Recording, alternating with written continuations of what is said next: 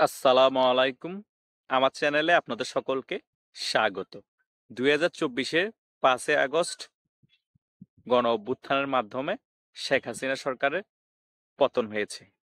অনেকেই বলতেছে এটা ষড়যন্ত্রের মাধ্যমে শেখ হাসিনা সরকারের পতন ঘটানো হয়েছে।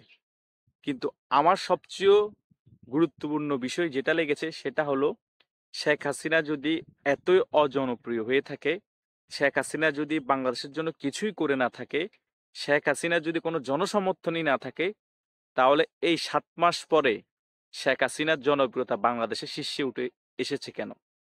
প্রত্যেক জায়গায় আপনি জরিপ করেন, মাঠে ঘাটে অনলাইনে শেখ হাসিনার জনপ্রিয়তা গত ১৬ বছরে যা ছিল তার থেকেও এখন ৩ গুণ হয়ে গিয়েছে। তার মেইন কারণ হচ্ছে বাংলাদেশের জনগণ ১৬ বছর শেখ হাসিনার কার্যকলাপ দেখতে দেখতে উন্নয়ন করার ফলও বোর হয়ে গিয়েছে। কারণ ১৬ বছর একটা সরকারকে বারবার দেখতেছিল সেই কারণে। হঠাৎ করে যখন ওই সরকারের পতন ঘটে গিয়েছে, এই ৭-৮ মাসে আরেকটি সরকার এসেছে।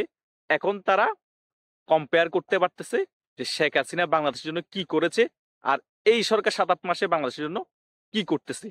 শেখ হাসিনা ১৬ বছরে বাংলাদেশের মানুষের যে দারিদ্রতা ছিল, দারিদ্র সীমার নিচে ছিল যে বাংলাদেশের মানুষ, সেটাকে বাংলাদেশ থেকে দূর করেছিল।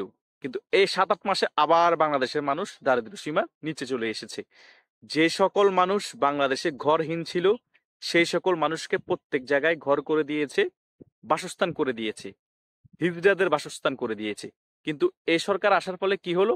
সকল ঘর করে দেওয়া শেখ হাসিনা সব ভেঙে চুরে চুরমার হয়ে গিয়েছে। তারা আবার ঘরহীন হয়ে গিয়েছে। হিজড়াদের ঘর বাড়ি সকল কিছু ভেঙে দিয়েছে। তারা আবার ঘরহীন হয়ে গিয়েছে। এগুলা ভাঙার মেইন কারণ কি ছিল? কারণ এটা শেখ হাসিনা সরকারের আমলে হয়েছিল। এখন আমার মেইন মুদ্রা কথা হচ্ছে শেখ হাসিনার আমলে কি এসব ছোটখাটো বিষয়গুলো শুধু হয়েছিল? বড় বড় কি হয়েছিল শেখ হাসিনার আমলে? শেখ হাসিনার আমলে ঢাকার মধ্যে কয়েকশো যে ফ্লাইওভার হয়েছে সারা বাংলাদেশ মিলে, সে ফ্লাইওভার গুলা কি ভেঙে দেওয়া যায় না এখন? এটা তো শেখ হাসিনার আমলে হয়েছে। শেখ হাসিনার আমলে মেট্রো রেল হয়েছে, সে মেট্রো রেল কি এখন ভেঙে দেওয়া যায় না? সেটা তো আপনারা ৫ই আগস্টের আগে পুড়িয়ে দিয়েছিলেন। শেখ হাসিনার আমলে পদ্মা সেতু হয়েছে, সেটা কি এখন ভেঙে দেওয়া যায় না? শেখ হাসিনার আমলে অনেক কলকারখানা প্রতিষ্ঠান হয়েছে, সেগুলো কি জ্বালিয়ে পুড়িয়ে ছাই করে দেওয়া যায় না? আপনারা তো ৫ই আগস্টের পরপরে অনেক কিছু জ্বালিয়ে পুড়িয়ে ছাই করে দিয়েছেন। এগুলা যদি ছাই করা, ভেঙে দেওয়া স্টার্ট করেন তাহলে বাংলাদেশই থাকবে না। কারণ এই বাংলাদেশ প্রতিষ্ঠা হওয়ার পর থেকেই, বাংলাদেশ হওয়ার পর থেকেই বাংলাদেশের যত উন্নয়ন হয়েছে এই ১৬ বছরে সকল কিছুই শেখ হাসিনা করেছে। এর আগে তেমন উন্নয়ন হয়নি বাংলাদেশে। দৃশ্যমান কিছু ছিল না। কিন্তু এই ১৬ বছরে বাংলাদেশে সকল কিছু দৃশ্যমান আছে। মানুষ এখন বুঝতে পেরেছে ৭-৮ মাসে কি হারিয়েছে।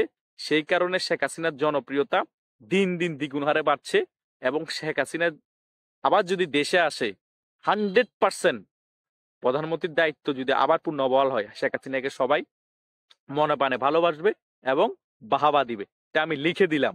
কেন জানেন? এখন মিডিয়াতে প্রচার করছে না এগুলা।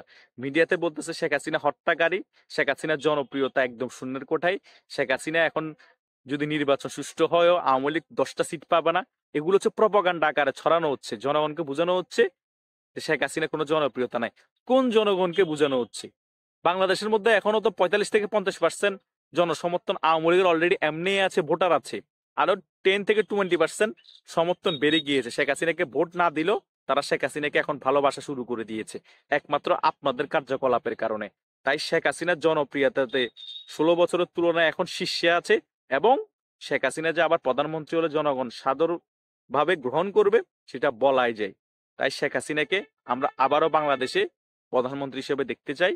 আর শেখ হাসিনার জনপ্রিয়তা যে দিন দিন বাড়ছে সেটা আরো বেড়ে চলবে। যত দেরি হবে বাংলাদেশের মানুষ তত শেখ হাসিনার অভাব বুঝতে পারবে এবং শেখ হাসিনাকে আরো ভালোবাসবে। আশা করছি সকল কিছু আপনারা বুঝতে পেরেছেন। সকলে লাইক, কমেন্ট এবং শেয়ার করবেন। ভিডিওটি ভালো লাগলে সাবস্ক্রাইব করবেন। ধন্যবাদ সকল।